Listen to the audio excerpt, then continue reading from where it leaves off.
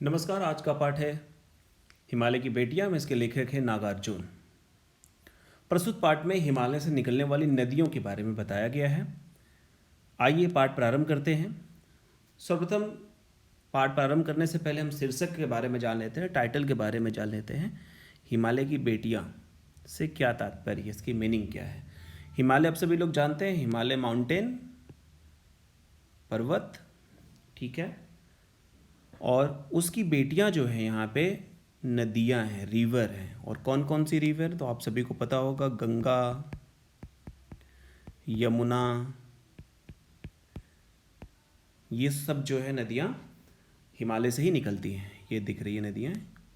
तो प्रस्तुत पाठ में उन्हीं नदियों का जो है कैसे वो निकलती है हिमालय से और कैसे वो मैदानों में पहुंचती हैं, कैसे वो प्लेन एरिया में पहुंचती है, उसका यात्रा वृत्तांत है, उसके बारे में बताया गया है।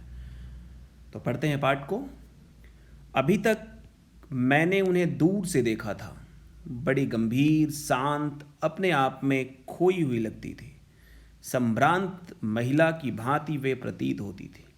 संभ्रांत मतलब कुलीन, शिष्ट महिला। उनके प्रति मेरे दिल में आदर और श्रद्धा के भाव थे। श्रद्धा, रिस्पेक्ट, अपनों से बड़ों के लिए, ठीक है, रिस्पेक्ट। माँ और दादी, मौसी और मामी की गोद की तरह उनकी धारा में डुबकियां लगाया करता। परंतु इस बार जब मैं हिमालय के कंधे पर चढ़ा तो वे कुछ और रूप में सामने थे। मैं हैरान था कि यही दुबली पतली गंगा, यही यमुना, यही सतलुज समतल मैदानों में उतरकर विशाल कैसे हो जाती है। इनका उछलना और कूदना, ये नदियां हैं, ये नदी निकल रही हैं, उछलते कूदते हुए पहाड़ों से निकलती हैं, ठीक है। आगे है, खिलखिलाकर लगातार हंसते जाना, इनकी यह भाव भंगी, इनका यह उल्लास कहाँ गायब हो जाता है मैदान में जाकर। किसी लड़की को जब मैं देखता हूँ, किसी कली पर जब मेरा ध्यान अटक जाता है, तब भी इतना कौतूहल और विस्मय नहीं होता जितना कि इन बेटियों की बाल लीला देखकर। तो ये एक तरह से जो लेखक हैं नागार्जुन जी, उनकी भावना है, ये लेखक की भावना है। तो लेखक जब दूर से हिमालय की गोदी से निकलती हुई नदियों को देखता है तो उसे बहुत सुंदर लगता है। उनका स्वरूप उसको बहुत ही गंभीर दिखता है, बड़े शांत दिखती है नदियाँ वहाँ पे। और वो किसी अच्छी महिला की तरह दिखाई देती है, शिष्ट महिला की तरह दिखाई देती है। और लेखक के मन में उनके प्रति बड़ी आदर और श्रद्धा है, बड़ा रिस्पेक्ट है उन नदियों के प्रति। जब वह उनमें डुबकियां लगाता है तो ऐसा प्रतीत होता है जैसे माँ, दादी, मौसी, मामी की वो गोद में खेला था। आप सभी लोग अपने माँ की गोद में खेले हैं, तो लेखक को भी वैसा ही लगता है। अर्थात नदियों के साथ लेखक जुड़ा हुआ है, उसकी भावना जुड़ी हुई, उसके इमोशंस जुड़े हुए हैं, ठीक है। आगे है, कहाँ ये भागी जा रही हैं, वह कौन लक्ष्य है जिसने इन्हें बेचैन कर रखा है। अपने महान पिता का विराट प्रेम पाकर भी अगर इनका हृदय अतृप्त ही है तो वह कौन होगा जो इनकी प्यास मिटा सकेगा। इसमें कहने का तात्पर्य ऐसा इसलिए है कि आप देखिए, इन्होंने हिमालय को जो है फादर मान लिया है। किसका? बेटियां कौन है? नदी, जो गंगा यमुना है। पिता कौन है? हिमालय। और आप देखिए, इतना प्रेम पाने के बाद भी आप अपने फादर के पास रहेंगे, अपने पिता के पास रहेंगे, लेकिन नदी क्या है, गंगा यमुना क्या है, वो नदियाँ जो है वो हिमालय से और दूर होती जा रही हैं, ठीक है। आगे है, बर्फ जली नंगी पहाड़ियाँ, छोटे छोटे पौधों से भरी घाटियाँ, हिमालय के बारे में बता रहे हैं।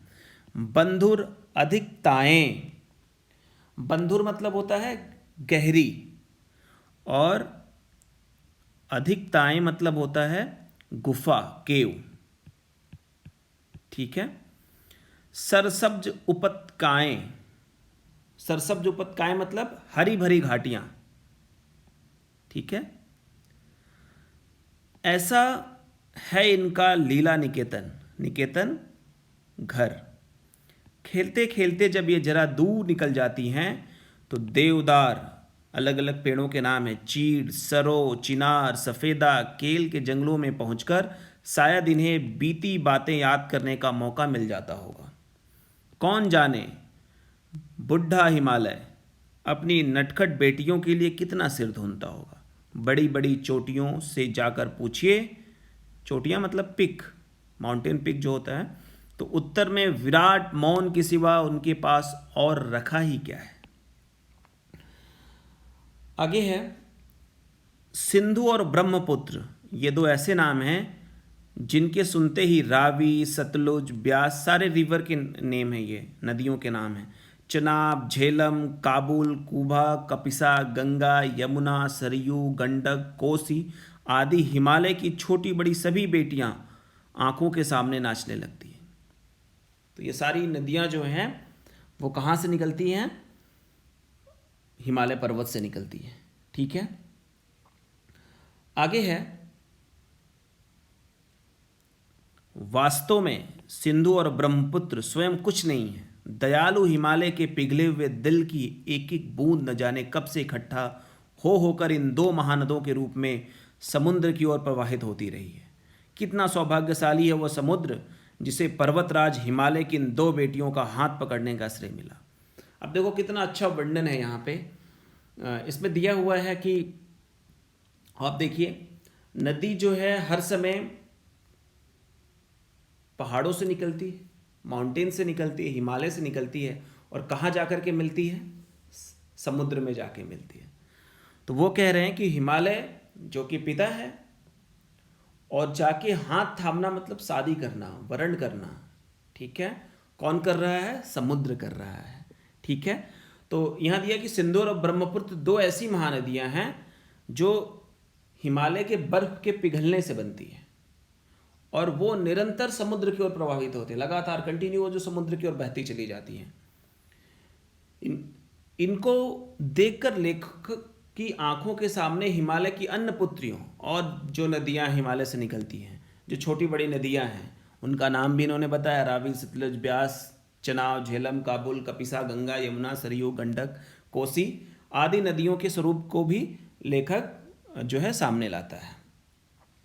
और आगे बताया है कि जिन्होंने मैदानों में ही नदियों को देखा होगा उनके ख्याल में शायद ही यह बात आ सके कि बूढ़े हिमालय की गोंद में बच्चियां बनकर ये कैसे खेला करती हैं। माँ बाप की गोंद में नंग धड़ंग होकर खेलने वाली इन बालिकाओं का रूप पहाड़ी आदमियों के लिए आकर्षक भले ना हो, लेकिन मुझे तो ऐसा लुभावना प्रतीत हुआ वह रूप कि हिमालय को ससुर और समुद्र को उसका दामाद कहने में कुछ भी झिझक नहीं होती है। अब देखो यहाँ रिलेशन बना देते हैं, जैसे हमारे जो रिलेशन होते हैं, फादर मदर, मामा पापा, ठीक है, दादा दादी, नाना नानी, वैसे ही ये रिलेशन समुद्र और नदियों का और हिमालय का बना रहे हैं। लेखक जो है बूढ़ा हिमालय को नदियों का पिता बताता है, जितनी भी नदियाँ उनका फादर है, वो पिता है। जिस प्रकार छोटे बच्चे माता पिता से कोई शर्म नहीं करते, उन्हें कोई शर्म नहीं लगती, वैसे भी ये नदियाँ भी हैं, और इनका बचपन जो है वो हिमालय के गोद में बीता है, और जो ही ये बड़े होती हैं वो जो है सागर के पास चल देती हैं, समुद्र के पास चल देती हैं, सी के पास चली जाती हैं। ऐसा सोचता है लेखक, और सागर को दामाद बोलता है हिमालय का। दामाद मतलब वह लड़का जिससे हिमालय की बेटियों की शादी हो रही है। तो कौन है वो? समुद्र है, और हिमालय उसका क्या हो जाएगा? ससुर।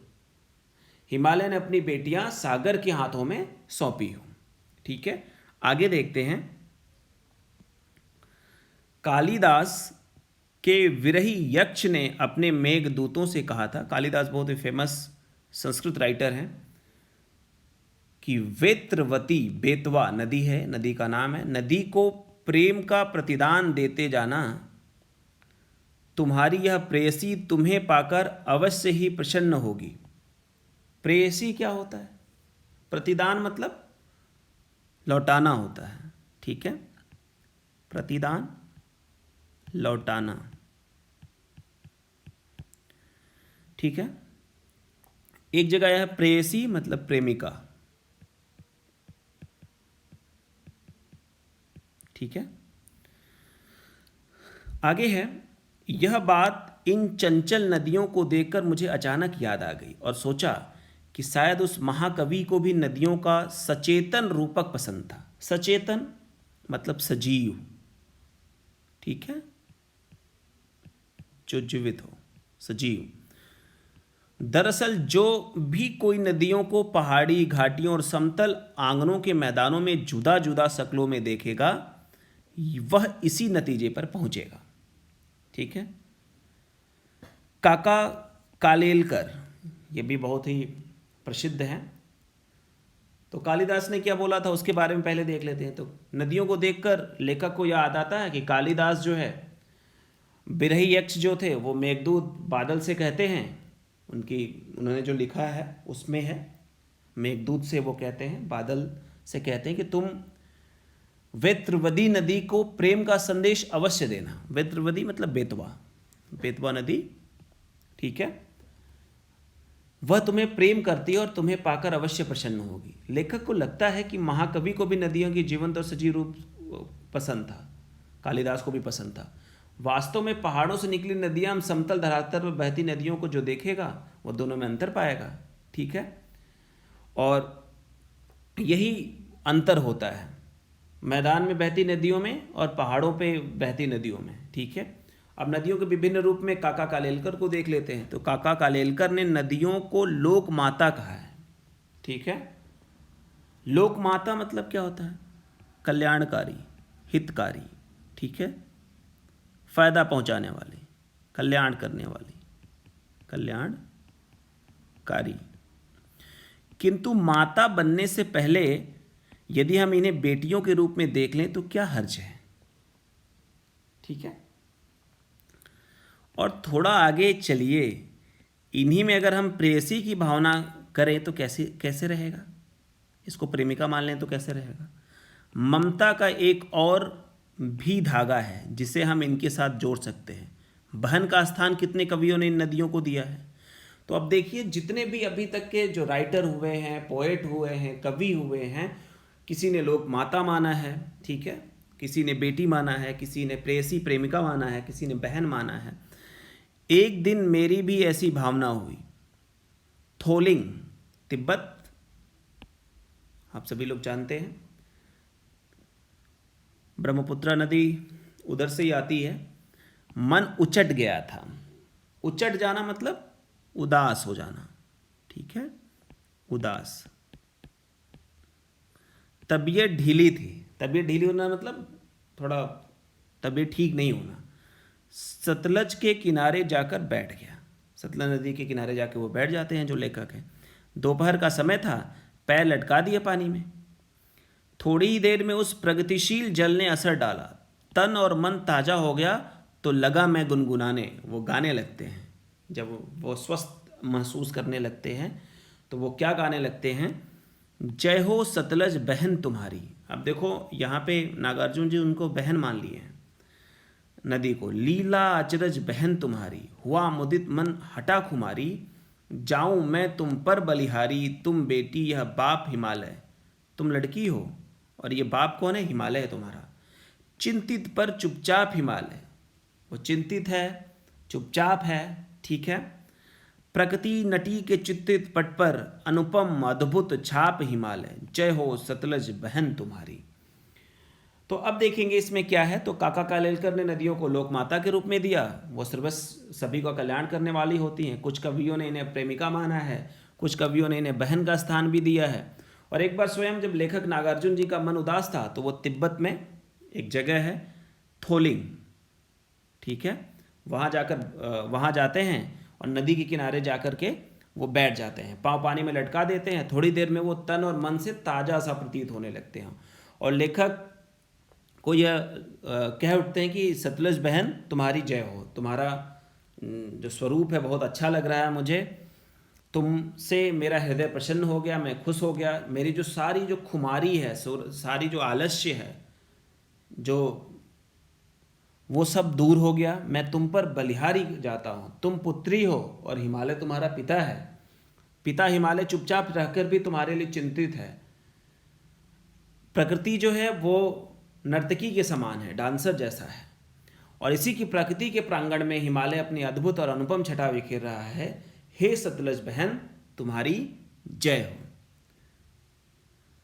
आशा है आप सभी को यह पाठ अच्छी तरह से समझ में आया होगा। धन्यवाद।